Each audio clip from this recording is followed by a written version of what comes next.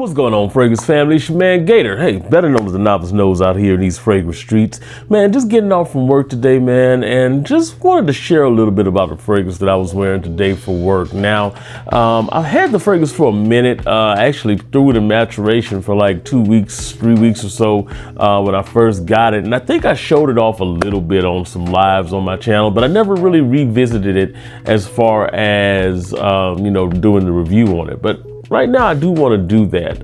It's a fragrance called Turin 31. Now, this fragrance comes from Ainash, or Ainash perfumes here, or fragrances. You take a look here at the bottle that it comes in. Ainash perfume, or the box, I should say.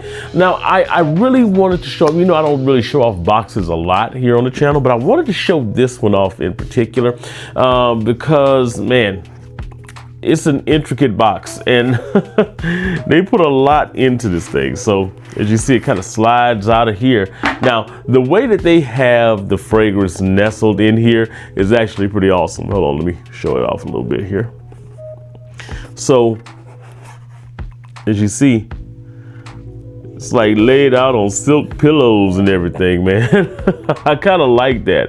I like that little silk lined box, man. This is actually a really nice presentation, man. And the bottle itself is really nice. I like that style, that crystal style. But as you see, I've got a lot of wear on this thing, man. A lot of this actually went out to decants. It was hitting my brother up for the summer wear and everything, man. But this is the Turin 31. Let me see if I can get a good light on it. There we go.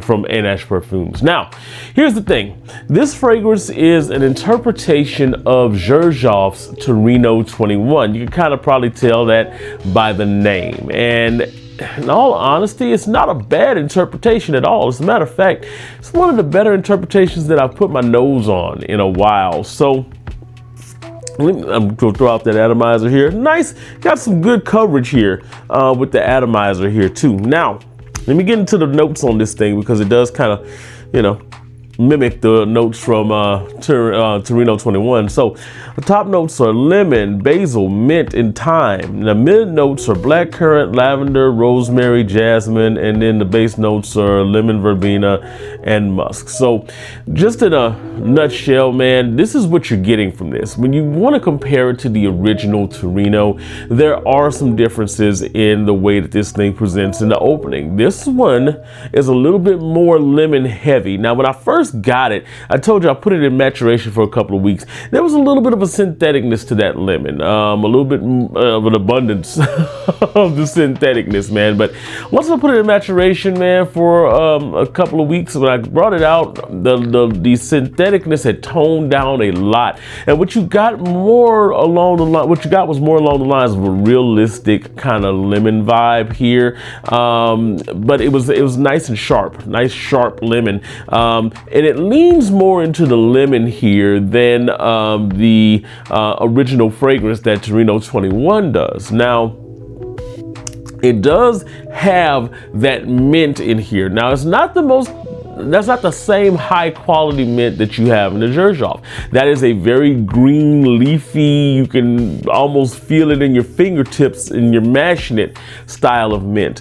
This one is not quite the same quality as far as that mint goes, but it actually is a pretty decent mint. You can actually pick up the leafiness from the mint when you actually spray it on. So the difference is, like I said, you get more of a lemon lean in this one here. Now, it doesn't go complete lemon pledge cleaner type thing, but it is a sharper lemon than you would find in the Torino 21. Now, as you kind of go into the dry down in here, you get more of that presence of mint that starts to pop up just like you do in the original Torino. It's just the Torino has a more present mint than this one is in the initial blast. And it could just be that the lemon, the sharpness of the lemon lean kind of suppresses the mint a little bit. But in any event, you get more lemon than you do mint initially. But as it dries down, you get more of the mint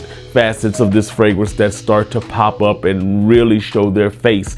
Now, going into a later bit of a dry down here. I'm talking about into that first hour, second hour or so. You really are just getting enveloped by little pops of mint here, along with that lavender. So you're getting a little bit of a fresh vibe going here, nice and minty. As it starts to progress here, but it loses a little bit of the mint vibe as you go into that third and fourth hour here. You're at least when you're going directly on skin, and that's really important. So when you put it on skin, you're losing a little bit of that mintiness as it gets into that third and fourth hour here. You're getting mostly kind of a softer, kind of lemon verbena, musky kind of vibe that goes on, and this fairly soft here. The life of the fragrance on skin is probably about 5 to 6 hours. That's what I'm getting right now, and that's, you know, starting out with about a good arm's length projection when you first spray it on, and then as you go into like the second or third hour, you get kind of a steep little drop off, and it goes to mostly kind of a skin scent for the remainder of the time that you have the fragrance on. But like I said, you have a pretty pleasant scent that's kind of going on your skin, a little bit of a muskiness, a little bit of that lemon verbena, floral kind of vibe going on, and that extends out throughout the rest of the fragrance, that little 5 hours you get. Now, when you throw this on clothes though, you do get a lot longer longevity, like you would with most fragrances. But for some reason, this one, the putting on clothes really extends the longevity of this thing. I was getting, and it could be the way that they present the mint in here, it could be that form, but I get somewhere in the range, putting it on clothes, of like 8 hours on this. And you know, that mintiness that you get from the initial opening remains on, remains on point throughout the life when you put it on clothing. So if you're thinking about getting this, that's probably going to be your best bet. Kind of throw it on your skin a little bit, but make sure to kind of pop your points on your shoulders there. Comparatively to the original, is it a 1-to-1? Hell no. Overall, I think it's not a bad pickup at all. I think you can get it from my new store, who's my folks, man. You get it at a new store for somewhere around, I think I got this for like $39 or so when I first got it.